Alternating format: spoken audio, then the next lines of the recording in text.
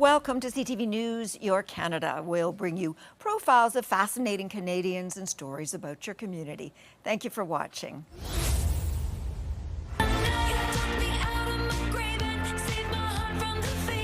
Taylor Swift has entered her showgirl era, and fans are thrilled. When Taylor Swift announced her latest upcoming album, The Life of a Showgirl, I knew that it was something that we had to listen to. Last night's album release is paired with a feature-length concert film, streaming in theaters across North America.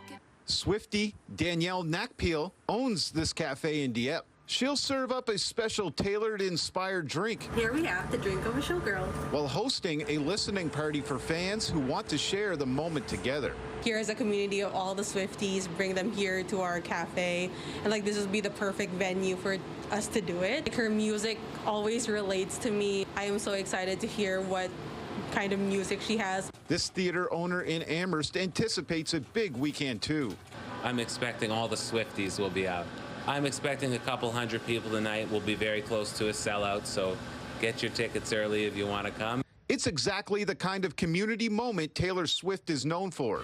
Not just an album drop, but a cultural event that brings fans into the story. It's really going to be a celebration of people getting together in person to share and listen together. Culture commentator Liz Duff says Swift's Life of a Showgirl has a different tone than her previous records.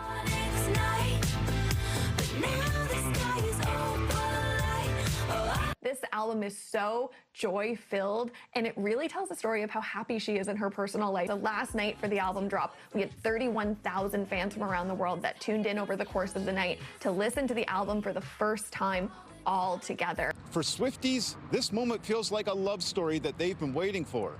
And for local businesses, they're just happy to be a part of the chorus. Josh Smith, CTV News, Dieppe. The change in autumn leaves is transforming our landscape, and it's only a matter of time before they fall, pile up, and people obsessively rake and get rid of them.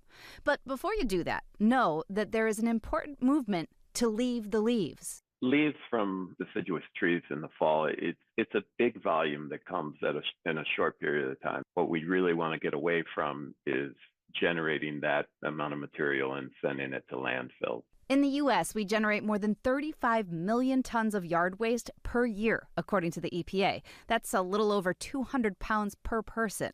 That waste is a total waste. When you put leaves, grass clippings, and dead-headed flowers in the trash, they never break down in the landfill. They get mummified forever, sandwiched between other non-organic material.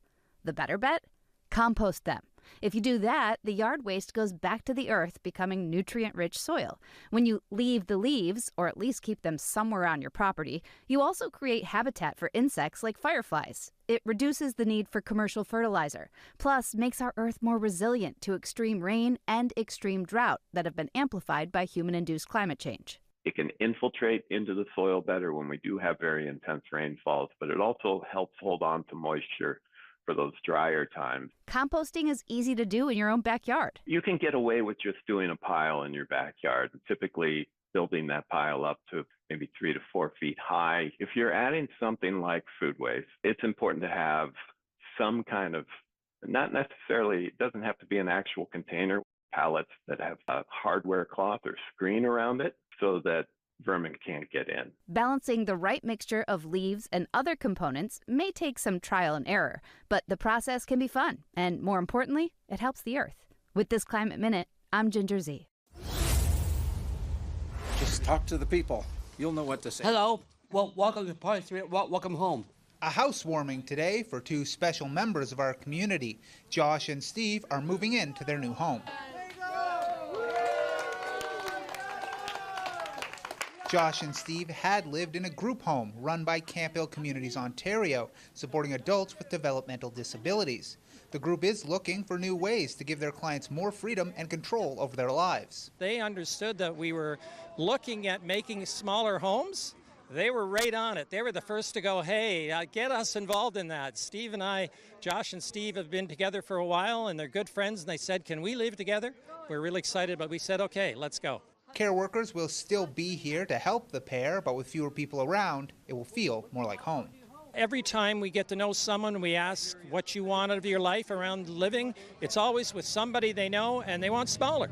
They're telling us, get out of the bigger group living situation. It's not the first home from Camp Hill where 2 or 3 people can live together under the care of support workers. We have individuals that have been living in group living for a long time, and they're going to come here and see what it's like. Wow, you can choose who you live with and pick where you want to live. That's an amazing.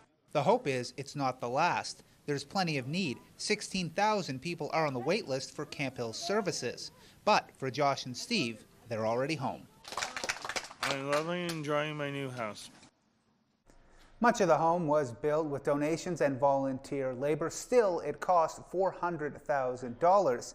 Now, Larry Palmer says that means they're going to need a lot more to get everyone who wants to be in housing like this into it.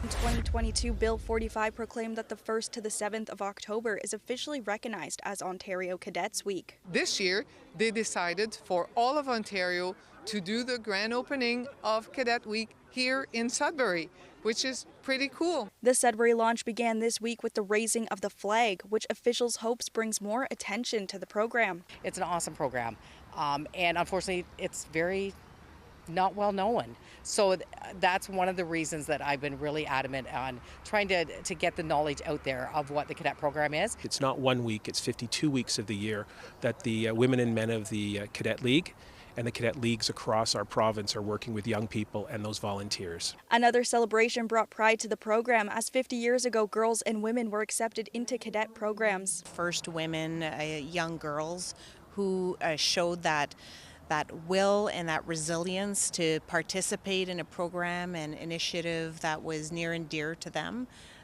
is especially important, and the impact that has had not only on the cadet program but on communities across Canada, on the Canadian Armed Forces, is astounding. Tomorrow, the cadets will be marching from the Armory at 1 o'clock in celebration of the provincially recognized week. Madison Merrier, CTV News, Sudbury.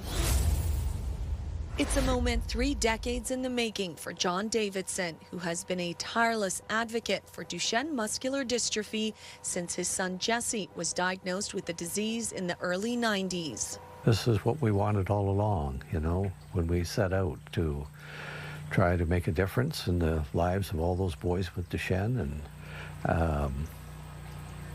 I think Jesse would be pretty proud of what's happened today. For families facing the debilitating rare genetic disorder, hope has been hard to come by until now. I've often wondered, what did I say to him at that?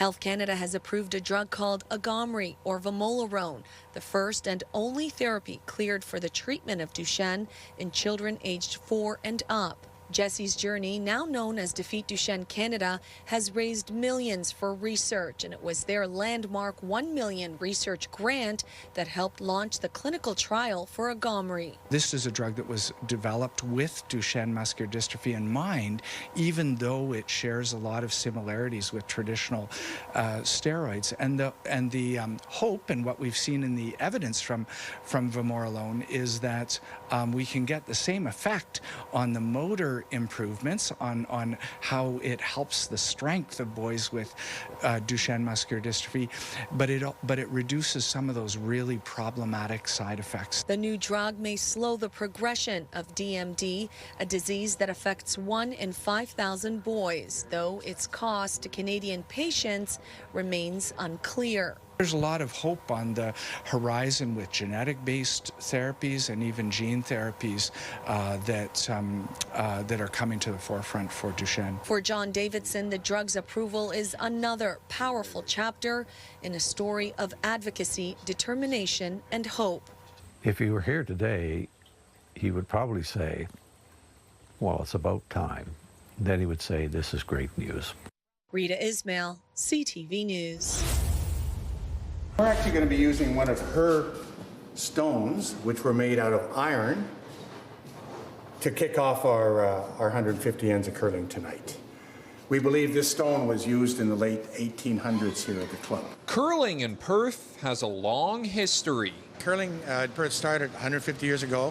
The club was officially designated in December of 1875, and it was seen to be a very important part of the culture at the time here in town. It was hard to even imagine 150 years back when they first started. It was the club was held outdoors. To celebrate the start of its 150th season, the Perth Curling Club is hosting a curling marathon this weekend, where 150 ends or 60 games will be played starting Friday evening all the way through into Sunday. We're going to be curling nonstop, one long game, with various curling members replacing each other as the weekend goes along. As a tribute to its roots, the occasion will begin with the throw of a stone used in the 1800s. Only back then, they were irons made out of 40 pounds of solid metal.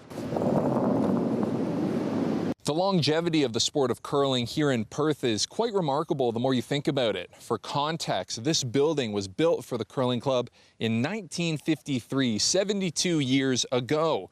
But people here in the community were still curling 78 years before that. Keeping the weekend on track will be volunteers like David Murdoch, who has been a member of the curling club for 12 years. The big question, who the heck wants to curl at 2 a.m.?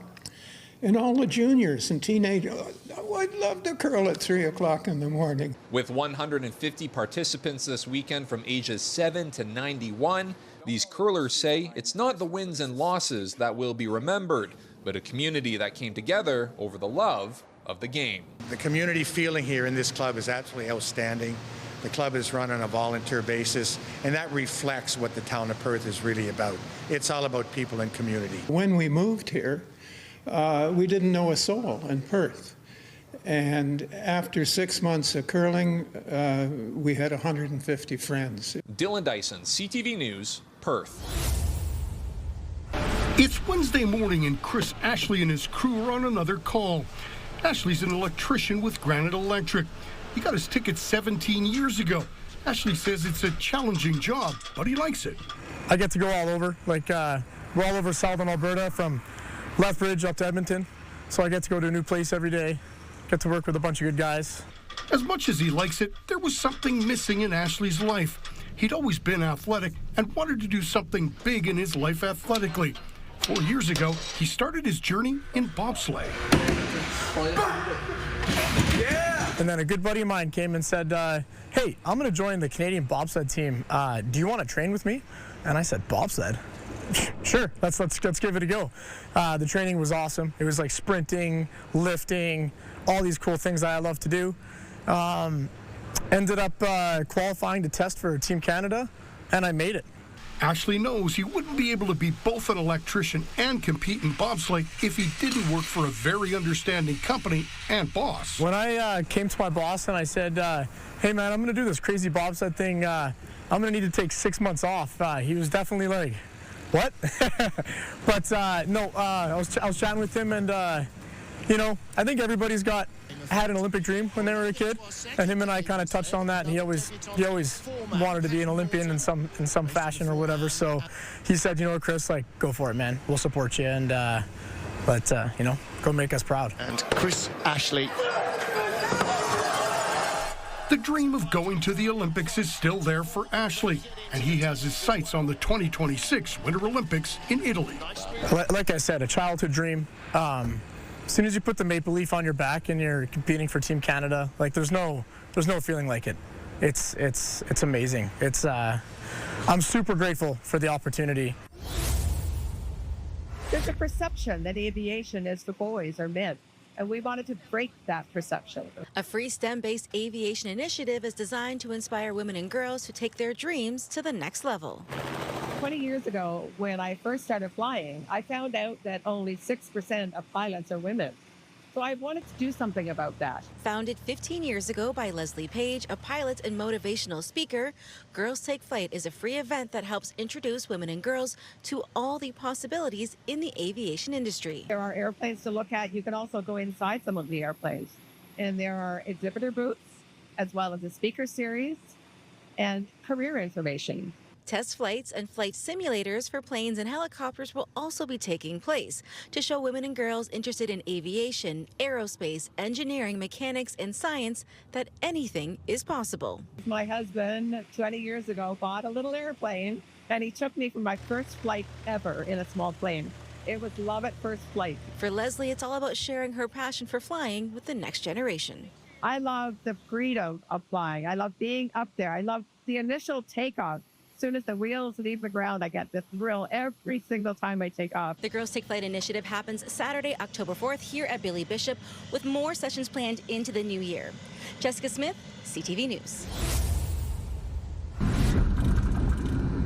They've lined Alberta Avenue for years, but soon these colorful metal athletes will be coming down as the community searches for a new identity. We met with community members, stakeholders, the arts groups, the community leagues, and start asking the question if we still identify with that. The answer was overwhelmingly no, and so now we are looking into what is it then. This portion of 118th Avenue was branded the Avenue of Champions more than 20 years ago to help revitalize the neighborhood. The $1.5 million streetscape included signage, figurines, street furniture, murals, and this. The bat certainly just represents the championships. It represents sports. The 15-meter-long, 900-kilogram aluminum bat was installed in 2003. At the time, it was the largest bat in Canada. The Alberta Avenue Business Association says getting rid of it is a possibility, but no decisions have been made. We're really open to any conversations that come. I think it's good for people who come in and see it, like who don't live in the city, but people who live in the city, I don't think really enjoy being by there in general. Honestly, change is nice. At the same time, I realize what the importance is of remembering how much Edmonton has won, or like even if it's just in the sports. The Edmonton Riverhawks say it is just a coincidence they made an April Fool's Day joke about moving the bat to Remax Field earlier this year. However, they'd love to have it. Would we love to have it here and keep it around the city and have it here for fans to enjoy? Yes, of course, it'd be awesome. Is it more just like a fun idea to think of? Maybe. It really would depend, I guess, cost of transporting it, laying the foundation here for it. People can give their opinion on the rebrand on the Alberta Avenue Association website. Nicole Weisberg, CTV News, Edmonton. And that one, there's a couple, and that one. There's a few in a row that are pretty good there. It's the weekly Big Harvest Day at Milky Way Farm in Woodstock, when owners Megan Brandenburg and Jesse Way collect what they've grown and get it ready for customers. Farming is very labor intensive, energy intensive, and we do operate all year long, so we try not to do too much in the summer and make sure that the year is kind of leveled out so that we can have a good work-life balance. There is a strict weekly schedule to follow. Mondays to Thursdays are for inventory, planting, seeding, weeding, and harvesting some crops. Friday is the big harvest day, then Saturday, it all gets sold. We used to go to the farmer's market. That day would start at 4 a.m. and be completely exhausting. Saturday at the market, that would be even longer and even more tiring. And then I'd just be like exhausted for Sunday. Now, when you spend the full week in the field producing food, harvesting the food, and then packaging the food, there's not a lot of time left over for selling the food. And that's where Local Line comes in, a local software that helps connect farmers and producers with buyers. We provide software tools for farmers, producers, kind of anyone with any food to sell online to be able to reach their customers. For Milky Way, the Farm to Fork platform means they no longer need to sell at a market, but instead use the software to receive orders online throughout the week. Local Line enables us to sell through our farm share program, and we have a retail store. And on Saturday, I go to the city still. I go to Kitchener-Waterloo, but it's like a 3-hour pickup window. So people have pre-ordered everything. Knowing their orders means they don't come home with leftovers after selling, and the software gives them insight into needed statistics. We're just both very introverted, so the market's not for us, whereas for some people that works really well. Created by CEO Cole Jones while attending Wilfrid Laurier University, Local Line opened an office through Communitech in Kitchener. The company recently won a Canadian Food Innovation Network Award and continues to focus on expanding its network of producers while shortening supply chains for buyers. In the last 2 years, Local Line customers have actually eliminated 940 million food miles just by shortening supply chains. So that means selling direct to their customers, whether that's a Chipotle, a grocery retail, or a household. And with 2 young kids, less mileage means more time for these farmers to spend as a family. So we can kind of find a better weekend balance that way. Colton Weens, CTV News, Woodstock. Cindy Broughton owns the Prairie Alchemist Cafe in St. Malo. She's been in the area for about 2 decades, but this is the first time she has ever seen the bottom of the lake at the provincial park. And the reason? We did end up having a bit of a zebra mussel infestation. Zebra mussels are an invasive aquatic species that are becoming an issue across Manitoba. They were first detected here last summer, and now the province has brought the fight to its shores, something Broughton hopes will make a difference. And the government has decided to drain the reservoir to help eradicate the problem and keep our reservoir healthy and available for use for multiple years to come. This University of Manitoba scientist says the mollusks are resilient. Zebra mussels are really the poster child for aquatic invasive species. They spread incredibly quickly. The province announced they will drop the lake by roughly 10 feet, something Higgins says it will help with surveillance. They should expose a lot of these hard, rocky surfaces and the infrastructure around the lake, like the docks. And this is going to make it a lot easier for the provincial personnel to go around and look. It's quite a change of landscape for locals. They basically can walk from their backyards like right onto the base of the lake. Broughton said while kayaks and canoes may stay away, she hopes new visitors will come here and take in the rare sight. It has piqued some people's interest to come out and take a look and to see for themselves kind of what this is, because again, it's something that there's a lot of people who've never seen this before. Harrison Shin, CTV News, St. Malo. This is not a story about realizing a childhood dream, because back then, Mark McLaughlin was unaware of a crucial reality. I'd never even heard of the New York Times when I was a kid. Instead, Mark would regularly borrow his mom's magazines to complete the printed puzzles before learning how to effortlessly solve a Rubik's Cube. Everybody would bring their cubes to me at school, and I would solve their cubes. While he would grow up to become an award-winning chemistry professor, dean of science at UBC, and prolific Aloha shirt wearer, And I feel like they brighten the day for everybody else in the room. It wasn't until Mark was pursuing his postgraduate work at MIT in the late 90s that he discovered the pleasure of completing a crossword. I just completely forget about work and that I have another life and immerse myself in the puzzle. Until one day, Mark wondered, who actually makes the crosswords? Found out that anyone can submit a puzzle to the New York Times. So, Mark taught himself how to design crosswords by hand, which can take between 30 to 80 hours, and started submitting them. And promptly got it rejected and tried over and over. But Mark persevered until he finally got his first puzzle published in the Los Angeles Times. It was amazing. Yeah, super cool to finally get one accepted. Since then, Mark has upgraded to using a computer to make more than 75 puzzles. And I like trying to come up with new, clever themes that other people haven't thought about before. While having a complex puzzle published can earn more than $2,200, Mark says seeing his work printed in the prestigious New York Times Weekend Edition is priceless. And Sunday New York Times has felt the best. Bigger than anything else in your career? I think so. While the puzzle-loving boy he once was never knew to dream this big, I never imagined I'd be doing this as a hobby. The professor he now is hopes his puzzling pastime, like teaching in Aloha shirts or riding with dinosaurs, proves to be both educational and entertaining. I hope that people enjoy it and learn something new. Adam Sawatsky, CTV News, Vancouver.